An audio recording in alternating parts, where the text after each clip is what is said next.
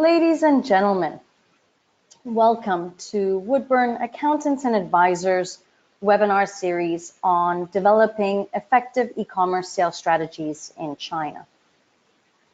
Are you planning to sell into the Chinese market? Are you looking to understand what sales models exist for the Chinese market?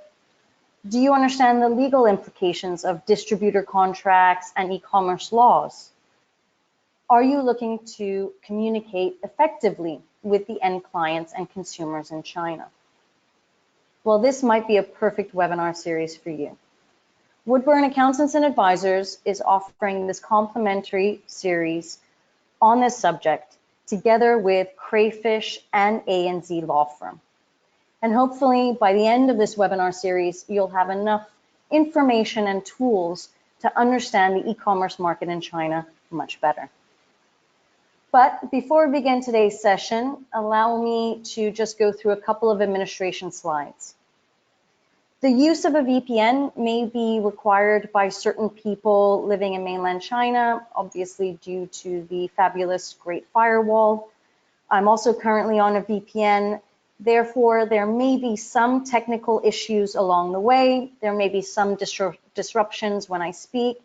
Please don't leave the webinar. I will return as soon as possible if I do exit from the system. Now, once you've launched into the session, you'll be prompted to set up your audio option. You have the choice of either using a landline, your mic and speakers, or a telephone. If you choose the option of dialing in using a landline, then the screen will look like this. You'll have a dial-in number, an access code, and an audio pin.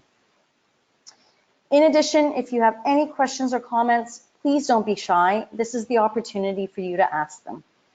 Add them into the questions section of the control panel. I aim to do a Q&A at the end of today's session, although the presentation is quite long because there's a tremendous amount of information that I do want to get through today. Usually I like to have a 5 or 10 minute Q&A. I'll do my very best. If I can't reach it, please still add your questions into the questions section of the control panel. As soon as the webinar is finished, I will answer you directly. If you don't hear from me in the next couple of days, it's primarily because of this webinar series that is occurring this week, which is quite time consuming. Now let's try and test the system. If you would all be so kind as clicking on the hand button in the control panel, that will allow me or indicate to me that you're listening in. Fantastic. If you guys could click on the hand button once again, then it will remove itself. So let's begin today's session. For those of you that are not familiar with Woodburn Accountants and Advisors, allow me to just provide you with a brief introduction. Woodburn is specialized in inbound investment into China and Hong Kong. We basically establish, administer, and manage companies in both jurisdictions to meet our clients' specific requirements and needs. And this can be everything from market entry, advisory, implementation, to cross-border investment, tax optimization, or even restructuring. All of our clients are international companies focused on inbound Asia investments. The strategy of our clients is all extremely different from those that are manufacturing in China, exporting from China, selling into China, offering a variety of services in China as well. And they range from multinational companies and organizations to startups. Just a disclaimer, there are a wide variety of attendees today in all different industries and sectors. So the presentation today is a general view for everyone. If you would like to have a specific consultation on your specific needs or your specific sector or industry, please don't hesitate to contact me. So who am I? My name is Christina Cola-Coluccia. I'm the head of business advisory at Woodburn Accountants and Advisors. I've been dealing with the Chinese market since 2003 when I relocated there. I'm originally born and raised in Hong Kong, so I'm very much an expat of life, having done quite a lot in Hong Kong and China. I've learned a lot with my Western mentality and my Western upbringing and my Western education. I've learned a lot about doing business in China, and probably 3 things that I do want to mention here about what I've learned is I've learned a great deal of patience. If those of you have been doing business in China already, you'll all realize dealing in a different culture, in a different environment, I always like to say that the Chinese know very well how to play off of Westerners' impatience. So one thing I've definitely learned over the last 15 years is to be patient in the market and do as much research and understanding of the market in order to, especially pertaining to the culture, to get around the business difficulties. Another thing that I've learned, and obviously it pertains to the industry and sector that I am in, is having an eye on detail. Whereas in the Western world, I generally would read a contract or a piece of document one, if maybe two times. In China, I read it numerous times, both to understand what I'm about to sign, understand what I'm about to implement. You have to look through all the details. And if something catches your eye or you don't understand, you've got to raise your hand. Having the excuse of, well, that's China, that just must be the way it's done. Really, nowadays, we're in 2019, there are modern times, you've got to pay attention to all the details. And in order to be able to pay attention to those details, you've got to be able to read documents, at least in English, if not in your own mother tongue. The last thing I've learned about China is that in the 15 years of doing what I've been doing and having hundreds of clients that I've helped to manage their businesses in this jurisdiction, is that everybody has obstacles that come along their China journey. There is no way you're going to go into the market with a smooth startup, a smooth journey. You've got to be aware that the obstacles are going to arise. But one of the things that I love about China is the fact that there's always a loophole around these obstacles. There's always a way of getting around that big fat rock that's in the middle of your way. And you've got to come about with a can-do attitude, be optimistic, have a positive attitude, and realize that nothing can get in your way in terms of your China journey. You've just got to be able to realize that. So as part of these presentations and as the part of what I want to talk about, I do want to inspire people about China. I want to inform you and educate you on China, but more importantly, I want to motivate you to understand that the Chinese market is not as difficult as perhaps the media portrays, as long as you have the right partners along the way. In this week's presentation, it's just not me who's going to be speaking. I have two additional speakers from Crayfish and ANZ Law Firm that will also be participating, just to show you how vital and important it is to have a series of partners to collaborate with on your China journey. All right, so let's begin with today's presentation. Today, we're talking about creating your e-commerce business model. What options do you have? And we're going to reflect a little bit on the new regulations that have popped out in 2019. On Thursday, Miria from ANZ Law Firm will be going directly into those new regulations and how they can impact you. I'll just be going through them a little bit superficially. So the e-commerce landscape has changed rapidly in China over the years with an increase in e-commerce activity, consumer complaints, speculation, unfair competition. It's natural that the Chinese government was going to take notice, and it was natural that these new regulations were going to come into play. So starting from January 1st, 2019, there's been a new set of rules and regulations, which from my perspective have really benefited not just the fair playing of e-commerce in China, but have also benefited foreign investors in terms of entering the market. So I've got 2 pages on my agenda. We're going to be going through all of these different items in today's presentation, which is basically why we may not be able to get through to the Q&A. But please, again, do put your questions into the questions section of the control panel, and I'll do my very best to answer you directly once the webinar session is completed. So there's a new era for China's e-commerce. After 5 years of explosive growth, the e-commerce market in China continues on its trajectory right into 2019. The middle class in China is booming, pockets are full of disposable income, everyone's got the latest iPhone or Huawei model in their hand, and people are ready to purchase from a variety of shopping apps. And the potential is huge. In fact, last year, e-commerce sales accounted for about 24% of retail sales in China. And this year, so in 2019, that number is set to grow by another 10%. For foreign companies, e-commerce is relatively easy and risk-free in terms of entering the market. And I'm going to go through all the options with you that exist.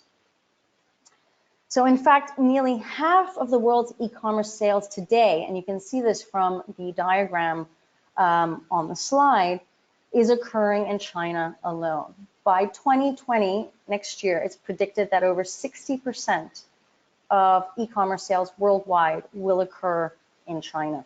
It's just tremendous. So with this increase in e-commerce activity, consumer complaints and speculations of unfair competition have obviously risen. And on this slide, we're looking at all the different regulations that have actually popped up since January 1st, 2019. So let's look at each one individually. The first one is consumer rights protected and enforced. So domestically based websites, and by that I mean websites that are hosted within China, must offer stronger protection for consumer rights. Consumers will now have stronger legal protection.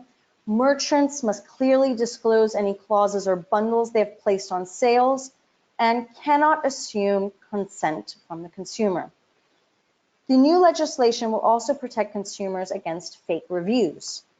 The ban of fake reviews includes not only those reviews written by agents, but also reviews written by customers in exchange for monetary compensation.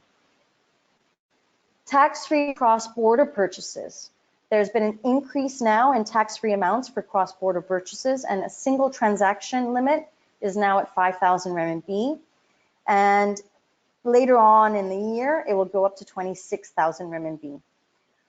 Purchases within these limits will not be charged import tariffs and additionally VAT and consumption tax. And VAT and consumption tax will only be charged and collected at 70% of the usual rate. The next one sounds a bit odd, but actually it's quite a serious crackdown, and it's extremely beneficial for those foreign investors in the luxury sector. The prohibition of daigou. So what does this mean? Basically, it means buying a product outside of China for cheaper than it could be bought domestically in China, bringing it to China and reselling it. This is completely now illegal. And more importantly, in the past, it accounted for 50% of the Chinese luxury spending. So with this crackdown, foreign businesses will be able to sell their products into China more freely without having these intermediaries going in between. In addition, there will be new regulatory systems in terms of customs clearance, taxation, inspection, quarantine, and payment methods. The next one is the not traditional shopping channels. So one of the newest things that is popping up is that you can use now WeChat and Douyin as a shopping avenue, as a shopping channel. And with the new legislation, basically any of these micro businesses that are setting up these shops on these platforms like WeChat and Douyin are required to have now business licenses and are required to do things in a more legal way, and all e-commerce laws and regulations will apply to these micro businesses as well. In terms of unfair competition amongst operators, we all know that all of Alibaba's platforms are the leaders within the market. The new legislation highlights fair competition obligations for all e-commerce platforms and operators, with special emphasis on those with dominant market share. So operators with advantages in the market through the fact of they have tremendous amounts of users or they have technological advantages, they are prohibited from abusing their position to exclude or restrict competitors. The last one is shared liability for platforms. E-commerce platforms will now be jointly responsible for the sale of fake goods on their site. Previously, only individual merchants were responsible when being caught for selling counterfeits, but under the new law, platform operators will have to respond as well. They will have to start doing reviews of merchants that are selling counterfeit products, and penalties for the platforms can go up to 30 million US dollars if this is occurring. So this is something that's becoming very serious within the platforms. The next is in relation to intellectual property protection. IP theft, including counterfeits and brand stealing, it's been rampant in China for many years. It's been in the media nonstop. It's been a huge problem that actually the Chinese government has been taking very seriously and has developed new regulations throughout the years. There have lately been a number of victories amongst foreign investors and foreign brands in the market. And although there is sizable improvement, businesses that are selling via cross-border e-commerce channels, they really need to think about registering their trademarks and their brands and having a strong physical presence in China. Chinese customers are also very brand conscious. So if a company is not careful about protecting its brand, it can easily be taken up by a squatter or a hijacker, replicated, and as a consequence, make the product itself inferior. And consumers in China are extremely aware of inferior products, and it can be detrimental to the image of the company. So why is it important for you to register your brand or your trademark in China?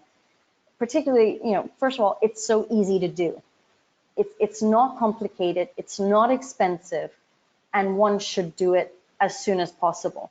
But if you don't register your trademark and someone else registers it, either a squatter or a hijacker, it basically means that you cannot sell goods or services bearing the mark. You cannot manufacture or source goods that are bearing the mark. You cannot provide services that are bearing the mark. You cannot, for example, market your services with that trademark. You can have goods seized at customs. There's so much that can occur to you if you don't register your trademark, and if in that interim period someone else registers it, not on your behalf, but illegally.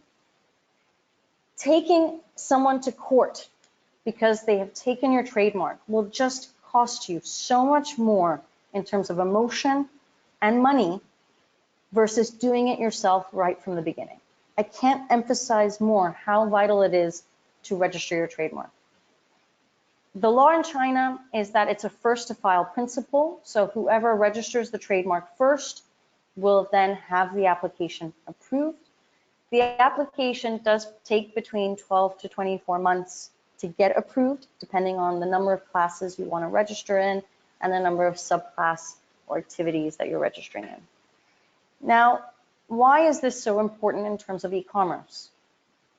Well, as I mentioned, there are numerous regulations that are being implemented and enforced. So e-commerce platforms must establish now rules to protect IP rights, and when notified of a violation, respond in a timely manner.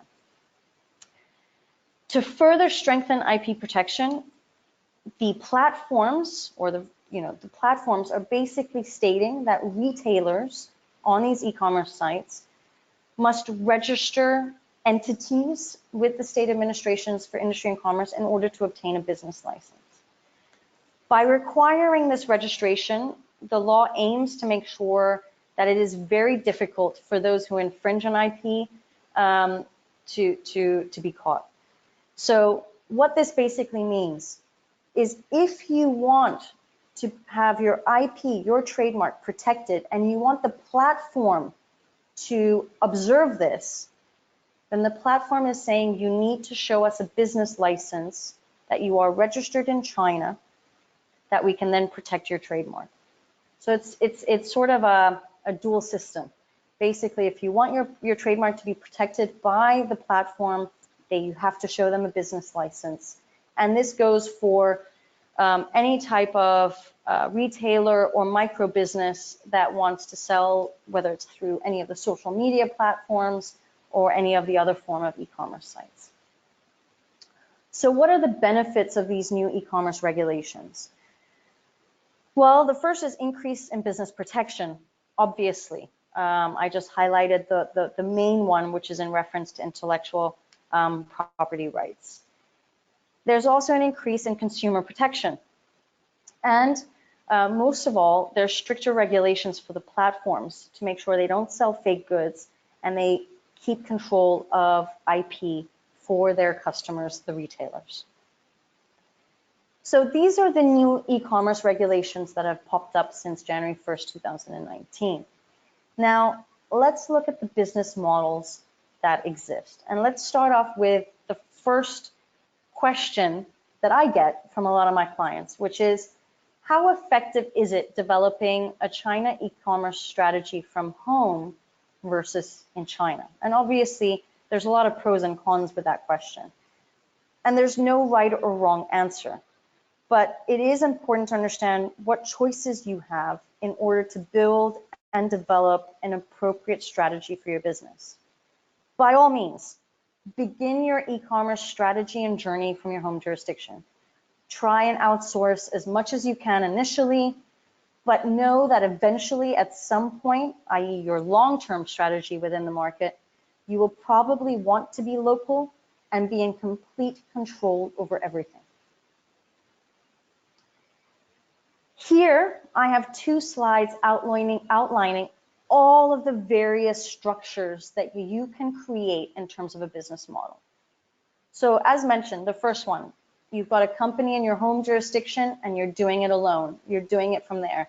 Obviously, that's going to provide you with minimal impact in the Chinese market.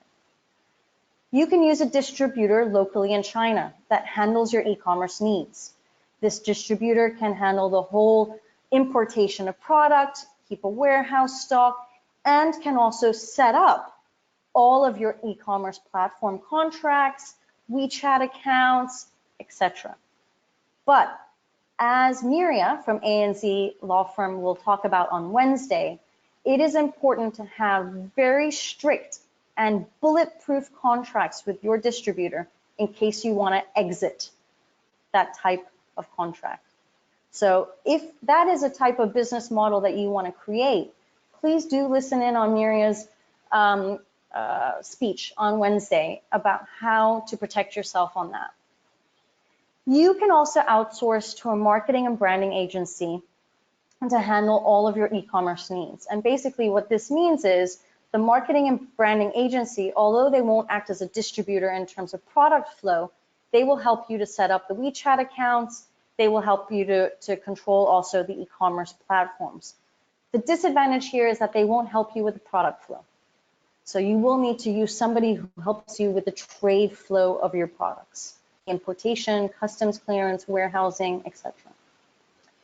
You could also hire an individual from your home jurisdiction to be placed on the ground in China who handles the organization and relationship building with the distributors or even the marketing and branding agencies. You may even find that you need to have a combination of working with both a distributor and a marketing and branding agency to help you develop your e-commerce strategy. You can also hire an individual via a local agent, and by individual I mean a mainland Chinese person via a local agent to also be placed on the ground in China.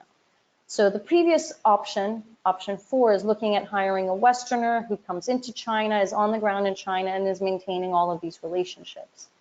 The 5th option is looking at hiring a mainland Chinese person who does a similar job of maintaining the relationships with the distributors, the marketing and branding agencies, maybe research the market, understand what type of growth potential there is for your specific products or services, and it helps to have someone on the ground to do that. Now, another option that you have that I haven't mentioned here, but it's part of option 1, which is looking at doing everything from your home jurisdiction, is obviously outsourcing a market research study. Now, I don't just mean a research study that is looking at the growth potential and looking all at statistics and numbers and whatnot, but it's also doing a research study looking at focus groups, doing more hands-on work to understand whether your product would be popular in the market. And there are companies out there that offer this type of solution as well. Now, the previous slide was all looking at options where you do not have to establish an entity in China. You're using intermediate, or you're either doing it alone from your home jurisdiction, or you're using intermediaries to help you build up your growth, your e-commerce growth strategy. The next option, which is on this slide, is looking at actually setting up a presence in the Chinese market. The first option is looking at a representative office, which quite frankly, setting up an e-commerce strategy will give you no advantages besides actually only employing people on the ground through your own structure.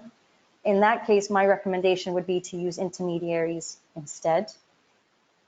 The other options are looking at actually setting up limited liability companies that can also trade, meaning they will help with the product flow, the importation or the purchase local, and then the sale, plus all the warehousing.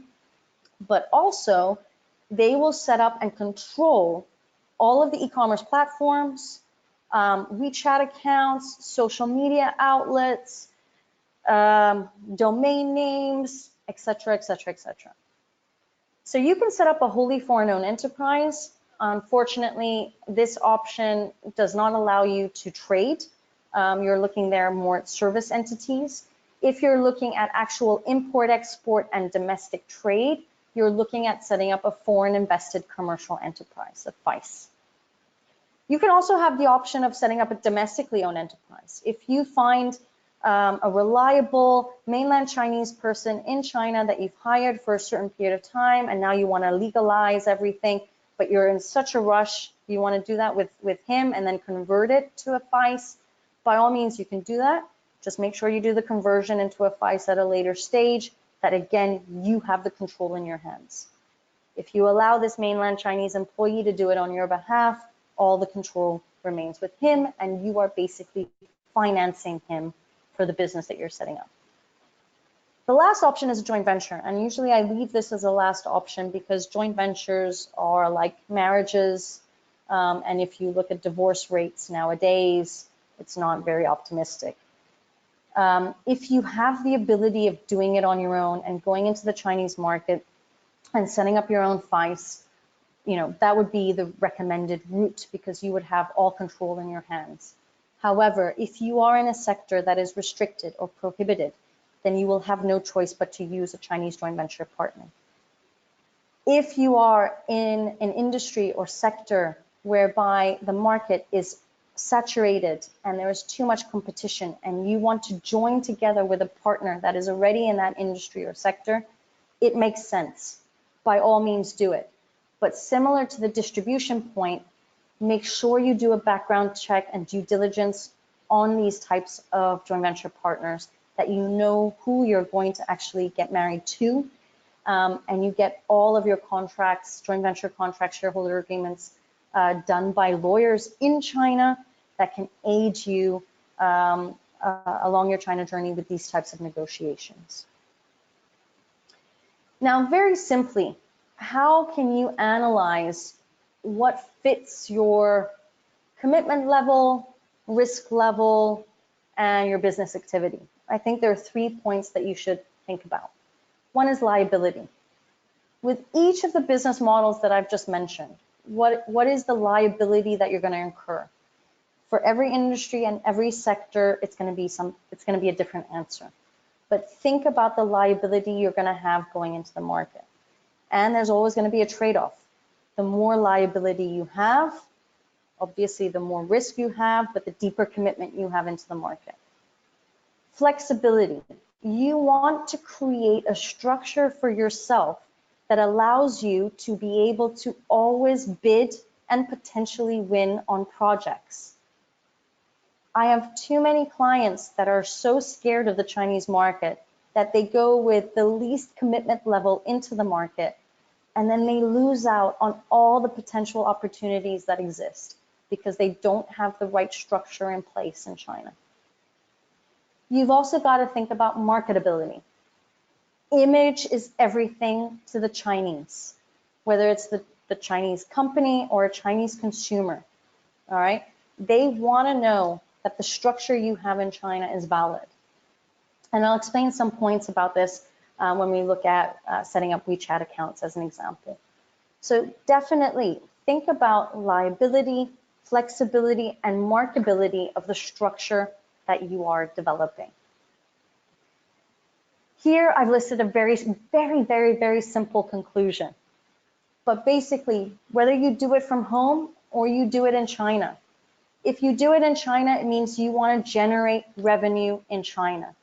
It means you are committed to the market and you want to take full control over your e-commerce strategy, which basically means you are going to get a license, a business license, to be able to do that.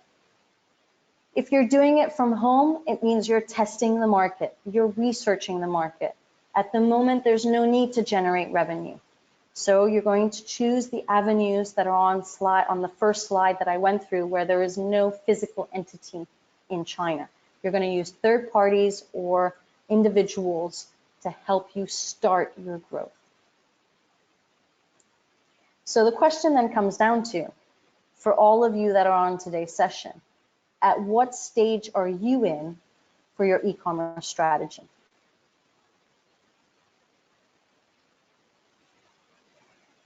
Now let's look at some of the key points about setting up all the different types of avenues that exist for setting up your e-commerce strategy. So as I mentioned, a new method now of cross-border e-commerce is through the WeChat application. It is uniquely positioned as a social media, messaging, payment, and just about everything app, which makes it appealing for all online companies. If a company wants to go this route, there are legal requirements that have to be met. Also, keep in mind, from a marketing perspective, there is no organic traffic. So the company has to be extremely aggressive in terms of its marketing and branding in order to get visibility on WeChat. There are 3 different ways of opening a WeChat account: via your overseas company, through a third party, or through a Chinese registered company. So you do have the option of applying for an official WeChat account via your overseas company. Just know it's a special application. It's not always approved. It takes about 2 to 3 months to get an understanding of whether you will be approved. The advantages of this, however, is that your overseas company owns the account legally, meaning you have control. The account looks more authentic to consumers because the company's legal name will be displayed on the information page. And trust me, consumers do look at the information page of these shops. Such an account also enables you as an overseas company to run WeChat advertising as well.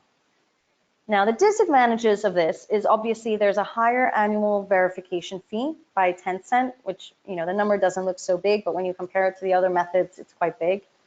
And it does take longer to set up. The next option is doing it through a third party. So as I mentioned, you have the option of either working through a distributor, working through a PR or marketing agency, or even doing it through an individual that can then set up the official WeChat account. This is fast. It takes approximately 7 business days to get the account opened. Disadvantages. The ownership of such an account, it belongs to the third party. It does not belong to you, which means you need to have a bulletproof contract with this third party in case you ever want to get this site transferred over to you. Another issue, if the industry of this third party, so distributor or marketing agency, is or let me put it another way, if their business license is different from your business, it may raise questions because the business scope of the business license, almost every detail on the business license is added onto the information page of the account. It's obligatory. You can't hide it from the consumer. So be aware of that. The last option, which is obviously the most transparent, is the fact that you will establish a limited company, a FICE, for example, in China, and you will use that business license to set up the WeChat official account. Okay, so this is critical because this means you have full control over your company. If a consumer looks at the information page, it will show all the details of your Chinese business, and it is yours. So that's WeChat. That's looking at WeChat. Now let's look at registering a Chinese domain name, which basically means that you are looking to use a website to do e-commerce. You want to set up your own website in China to do e-commerce. Now you have an option.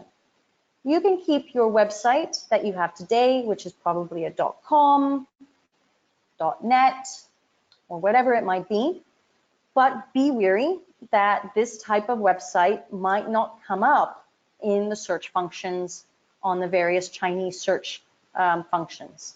The equivalent would be, let's say, looking at google.com. So if you want to have an impact in China, then you've got to think about setting up a website with a .cn. Okay? Now, the issue here is that this is all controlled by the China Internet Network Information Center. And all .cn domain names are centralized through this CNNIC.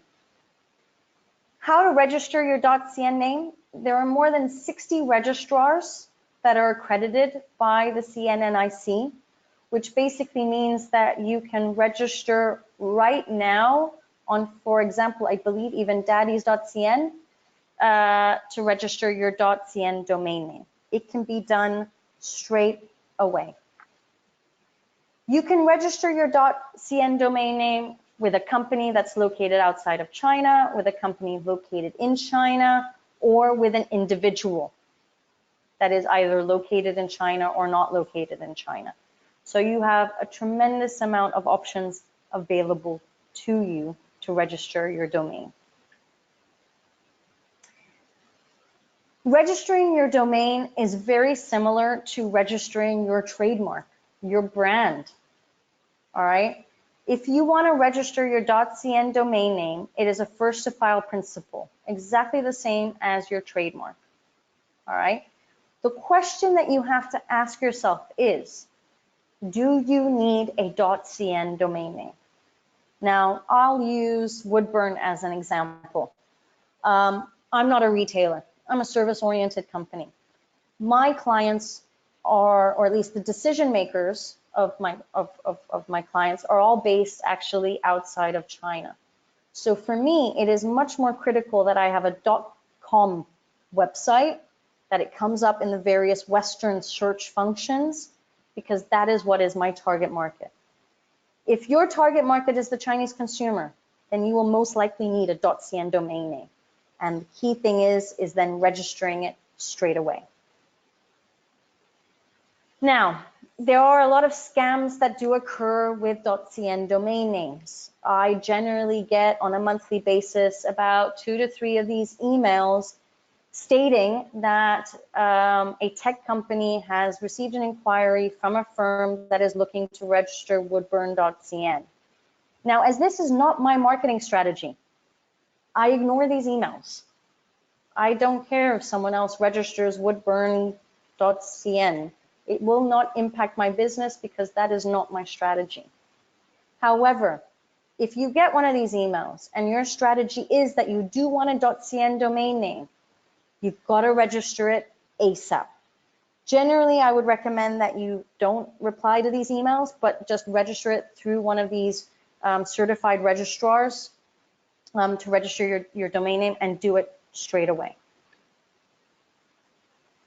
So what are your options in terms of registering your domain names? First of all, register whatever domains are necessary to protect yourself. It might not just be one domain name. You might have 3 or 4 domain names that you want to register. If someone has registered your domain name, the question is, there are 3 options left for you. One is let it go, create another domain name. 2, approach them and buy it from them, but be wary of how much it's going to cost. Or 3, pursue legal action against them if you think that they have taken it illegally from you. But just remember, whether it's related to trademarks, patents, domain names, preemption by registration is your best and least expensive form of protection. Because going through legal action, this is definitely going to cost you much more money.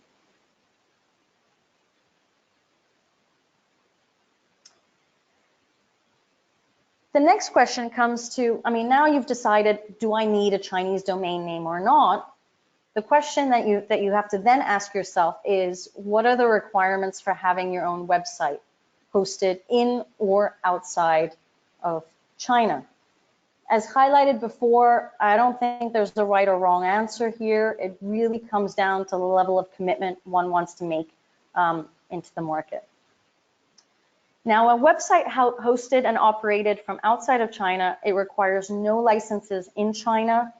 China's internet regulations are not there to regulate the operation of foreign hosted websites. For companies that continue to use their website outside of China, meaning the servers are outside of mainland China, be assured that there's no requirement to apply for any type of specific licenses.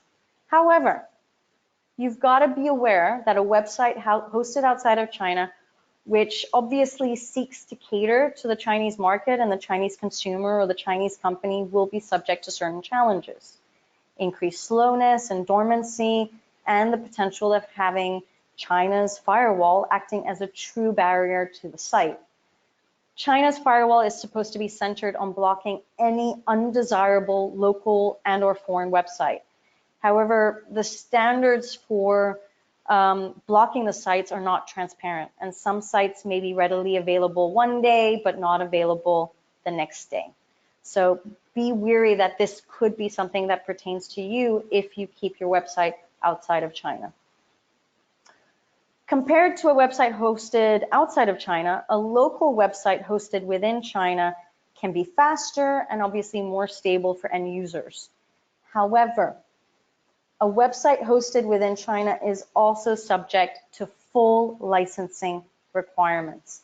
And this is what we call the Internet Content Provider License. Under Chinese law, a company that provides commercial internet information services in China, i.e., generates revenue or makes a profit through the internet, so for example, an e-commerce site, it must secure an ICP license to carry out its business, while a company that provides non-commercial internet information services, which basically means a website that is used purely as a marketing tool, you're not using it as a commercial website where you're looking to generate revenue through that site, only needs to do an ICP filing. So there are 2 types of licenses. There's the ICP license, which is the full-blown, you can operate a website and do e-commerce on that site. Or an ICP filing, which basically means you have a website hosted in China, but you're only using that site as a marketing tool to display your products, but you're not using it actually to generate revenue, i.e. there's no shopping cart and you can't input account details. The ICP license and ICP filing. The ICP filing is very straightforward in terms of an application. It's not complicated to do. The ICP license is complicated. In the past, you needed to have a joint venture partner do it. Now you are free to do it by yourself as long as you are located in a free trade zone. You need to have a registered company in China that has a Chinese business license. So, options. 1, you can use a distributor to do it, which means the distributor has full control over the ICP license, has full control over your trade flow, basically has full control over your entire business in China. Or you can set up your own company that has then the business license to operate. The company that is registered under the ICP license has to own the domain name. You have to have sufficient registered capital within the company. You have to have certain professional staff, and you need an IT infrastructure as well. I just would like to highlight one case study for this. I worked with an e-commerce platform, a Western e-commerce platform that ended up, that is very large globally, and they decided to enter the Chinese market, and their first step was using an employee's cousin who was based in China to register the domain name and also then register the ICP license. He was paid a monthly fee in terms of owning this. At the point that their business sales increased in China, the company established their own structure in China. And at that point, they approached the cousin to then sell or give back, to give back the ownership of the domain name and to, give back also the ICP license. At this point, there was a tremendous negotiation because the person didn't want to relinquish the rights of this and wanted to earn a tremendous amount of money in order to give it back. So again, whatever partnership you create with whomever you create it with, make sure that there are contracts in place that are protecting you.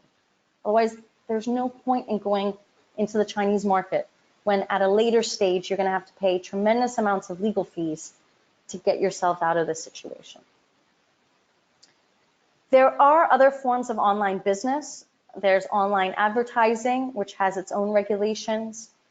You have obviously online shops for websites that sell its own products, and the ICP licenses that I was talking about previously, this is in relation to companies having their own websites that sell their own products. And then you also have online shops for websites that sell third-party products. So, if, for example, you look at Amazon, they're selling third-party products. Each of these three categories, I've gone into more detail about the second one.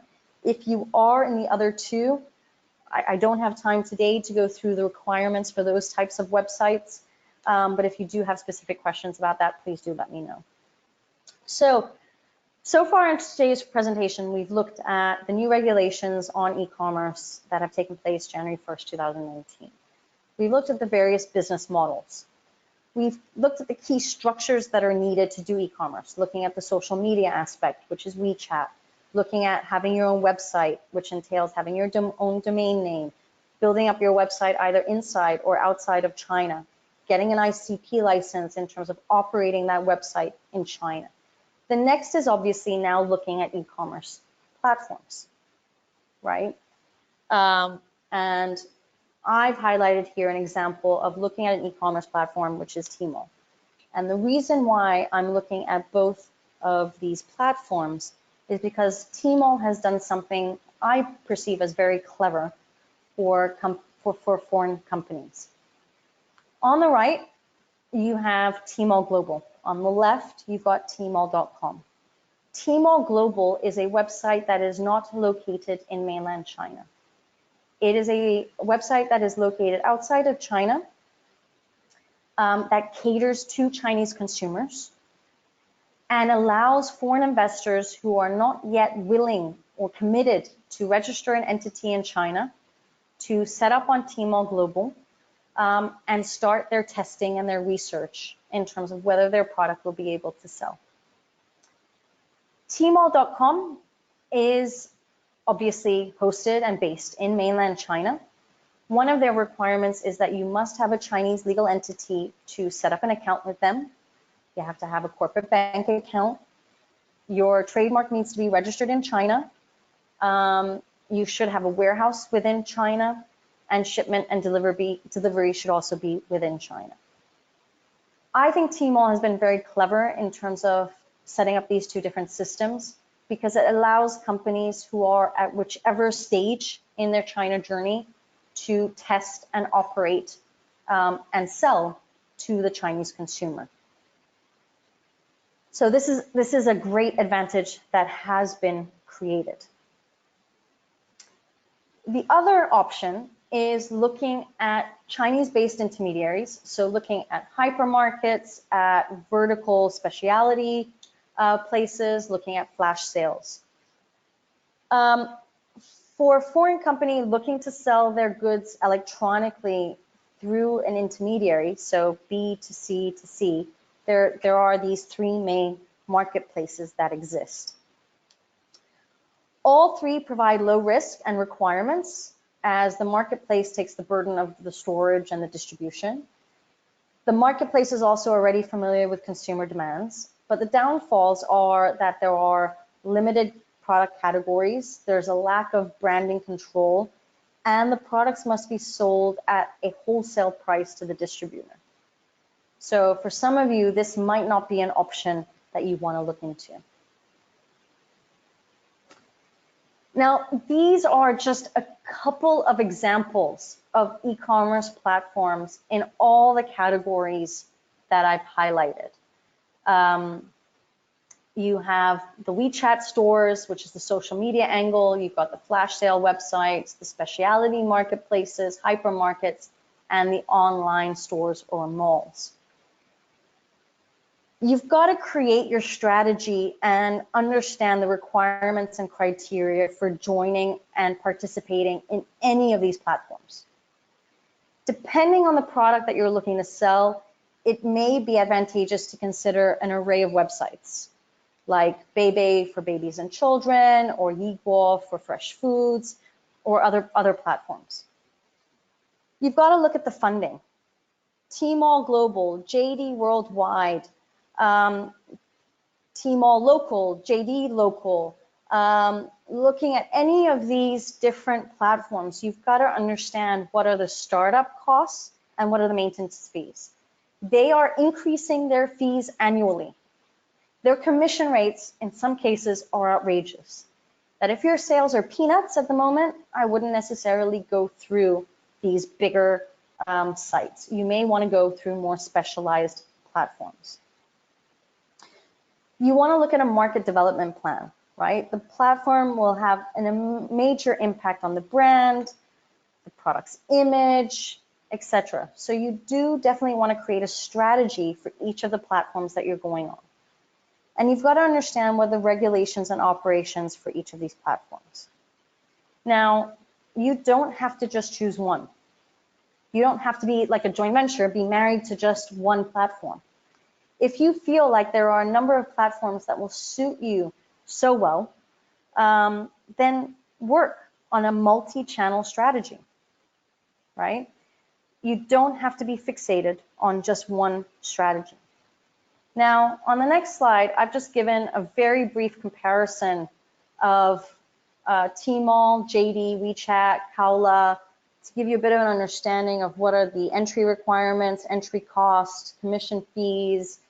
All these items might not be exactly up to date. As I said, fees definitely go up over time, but it just gives you an idea of what you should probably do as creating a table like this for yourselves to understand, what requirements there will be with each of the platforms you want to work with. What are the entry costs? What are the commission fees?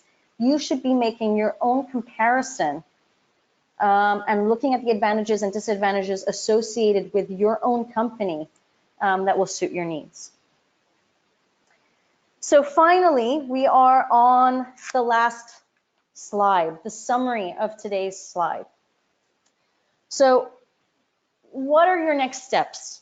I mean, I've gone through so much information today, it's probably a little bit overwhelming, particularly as there are a lot of legal connotations associated with everything, and there's so much to think about when developing your own strategy. So what are your next steps? Well, the first that I would recommend you to do is research. I would definitely do a research study, look at focus groups to make sure that there is a market for your product. In terms of the research, one, you can ask somebody to study for you. They accumulate all of the information and data, or you can have somebody on the ground in China who does that research on your behalf, who's employed by you, meaning you are giving them direction and getting daily updates, maybe weekly updates about what they have been learning that has been happening in the market. Focus groups, you will need a company to help you create those types of focus groups. And there are plenty of research companies out there that can help you. But in terms of research, think about the strategy that you want. Do you want to pay a lump sum fee to get a research study? I know myself, I would never read these 100, 200-page studies.